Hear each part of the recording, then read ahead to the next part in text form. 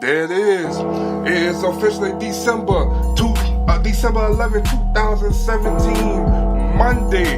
It is officially Third Down. Welcome to Third Down. I'm your host, T-Wayne the Down. What a great day to be alive. God has been so good for us to see a beautiful sunny Monday morning. After Friday, we had a little snow in South Louisiana. Over the weekend, so much has happened from Thursday all the way up to Monday. We're going to get into a little Baker Mayfield winning the Heisman Trophy. We're also going to talk about some of the referee problems that's been happening the last couple of weekends. Referees have been messing up the ball games in the NFL, in my opinion. Injuries around the NFL that might affect the Saints on Sunday against the Jets and also affect the NFC race with Carson Wentz now with the ACL, who's going to possibly be out for the rest of the year. How this going to affect the NFC and who's going to represent the NFC going to the Super Bowl. We're going to pay attention to that after well as well. Also, the Pelicans suffered their worst loss on Friday against the Sacramento Kings, and now they bounced back yesterday. We're going to talk about what they're doing wrong when it comes down to Pelican basketball. But they did win last night against the Philadelphia 76ers. And lastly, off the jump, first let's go off the jump with that one. Off the jump, we're going to go ahead and jump into them New York Bomber Yankees. After they had a big trade over the weekend, the Yankees have required Giancarlo Stanton, and now they have the number 1 and number 2 home run hitters in the MLB. And that's still not counting that you still have Mark Sanchez and you still have Todd Frazier and Didi Gregorius on that team. This is potentially could be the scariest team in the MLB, especially in the AL, when you think about what can happen, how much power is in that starting lineup. So off the jump, let's get into the trade when they got down to the New York Yankees and the Miami Marlins. So over the weekend, the Marlins traded Giancarlo Stanton for Yankees second baseman Sterling Castro, and also for 2 minor league players, George Guzman, and also shortstop. George Guzman is a pitcher, and shortstop Jose Devers. And the Yankees would take on the $265 million contract, and still remaining, there's $295 million left of Giancarlo Stanton's contract. The Yanks now have a problem. They have 2 of the best right fielders in the game, especially when it comes to the offensive side of the game. Now, granted, where this going to sit Giancarlo Stanton probably will be your DH. You never know. You might move him in, rotate him in and out for the rest of the year. But this is a heck of a problem I think that any team would love to have. You had the NL MVP, and you also have the AL Rookie of the Year. And also in that, you have the home run champion, and you have another home run champion. And you still got Todd Frazier as a home run champion as well. And to me, the best player, the all-around quality player for the Yankees is not them two, not Giancarlo or Aaron Judge. It's Didi Gregorius, and he's the unsung hero because he get it done both ways for the Yanks. And to me, he is truly the MVP of the New York Yankees when it comes down to how he performs. He keeps this team together. So I'm a big fan of Didi Gregorius, and you kept all that. Now, granted, I read this morning they are trying to move Jacoby Ellsbury out of there. They're trying to get Jacoby Ellsbury out. They probably need some cap room now, but they are trying to get rid of Jacoby Ellsbury. I read that this morning. But I was proud of this baseball team with the little they had last year just to get in the playoffs, and they went all the way to the AL championship game and lost in Game 7 to the potential world champions. But now, this team adding another piece. Their eyes has went up. I think it's now 6-1 to win the World Series this season. Screw the Jets. Screw the Mets, screw the Nets, screw the Giants, screw all them cats. Screw everything, screw the Knicks, screw all of them, the Rangers, the Islanders, all these guys that's in that area. Right now, everybody's ready for baseball season for that one reason. They are ready to see the new New York Yankees, New York. That's why I'm going to call them the New York. They got a new head coach in Aaron Boone, and I know we just hired a hidden coach the other day. It's about to be lit in Manhattan. It's about to be lit in the Bronx. Everywhere you go, you about to see number Yankee jerseys. While the Mets continue to fail, the Yankees continue to say all hail to the New York Yankees.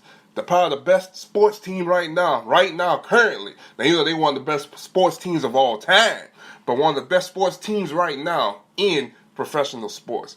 So shout out to the New York Yankees for adding that big piece over the weekend to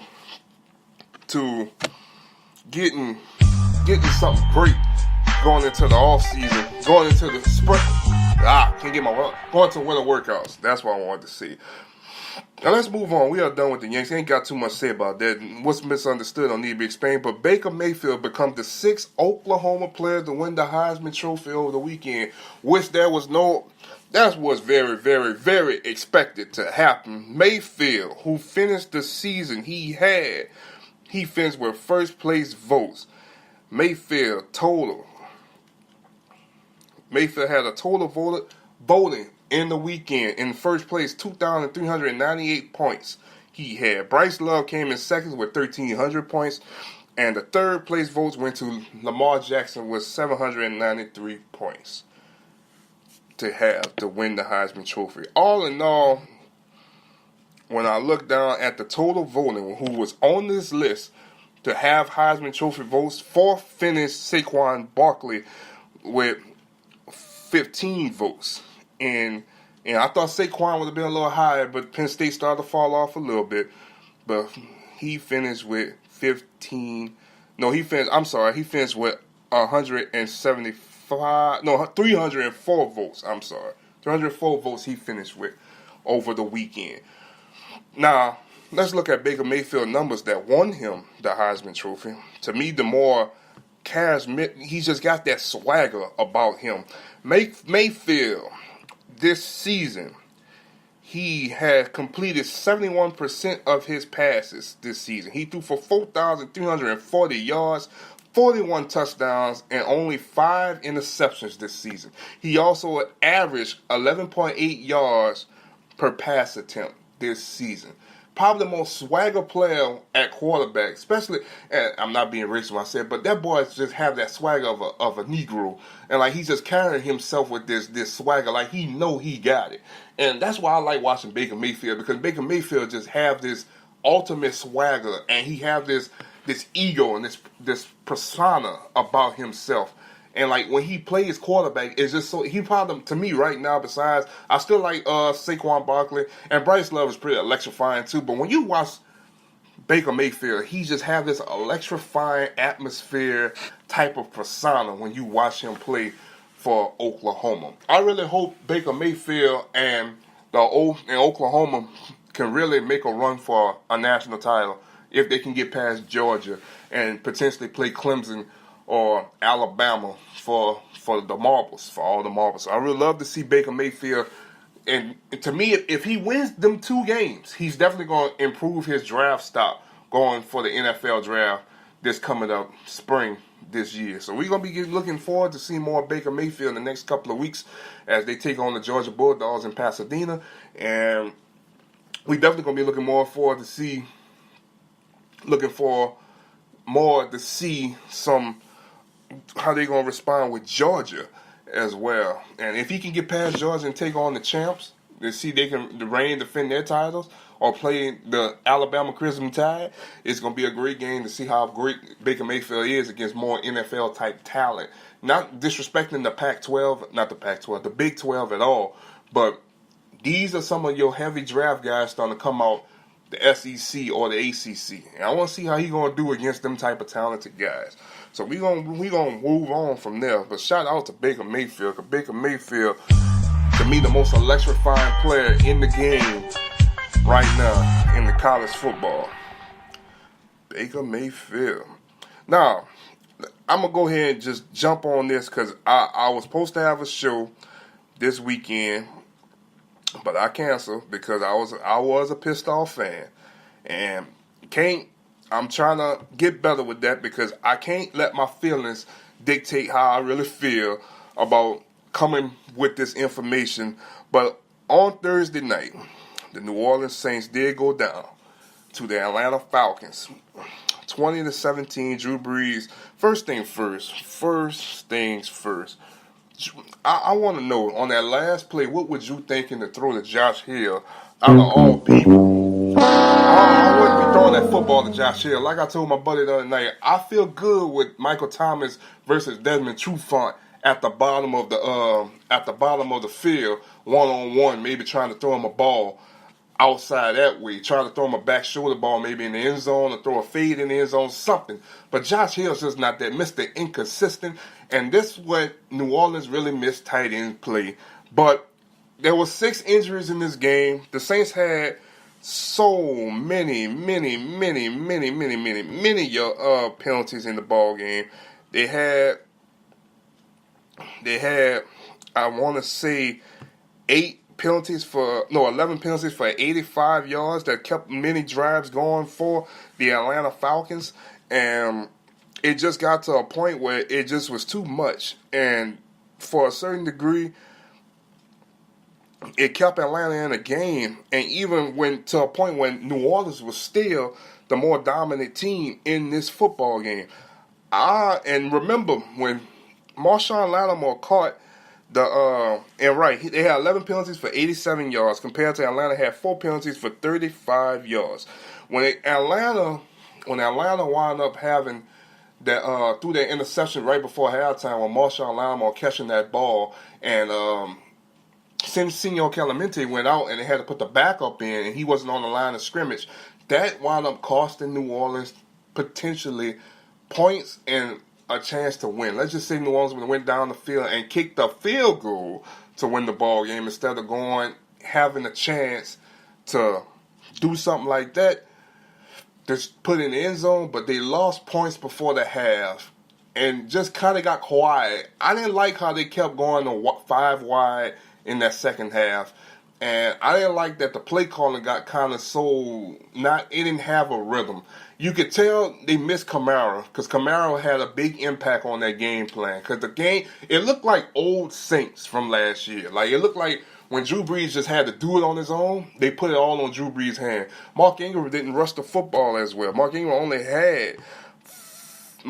had 43 yards. No, 49 yards on the day. 12 attempts for 49 yards. His longest run was 14 yards on Thursday. But Michael Thomas had 10 receptions for 117 yards. This is the second time in this rival since he's been with this team.